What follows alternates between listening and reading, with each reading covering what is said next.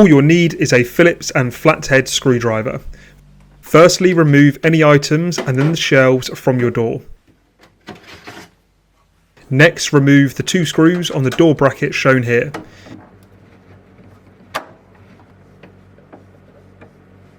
Once unscrewed, remove both doors and pop them to one side. Ask for help removing them if they're heavy.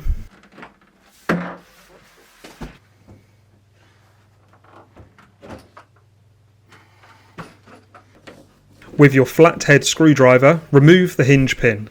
Depending on the age, the hinge pin can be extremely stiff to loosen and remove. Now with your new hinge pin, screw it in the bracket as shown. We can now reattach the freezer door first. Make sure it's attached to the bracket at the bottom. Again, asking for help if the door is heavy. Then attach the fridge door at the top.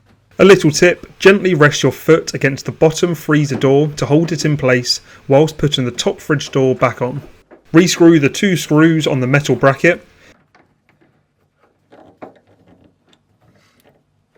Then reattach your shelves and place anything back in the fridge.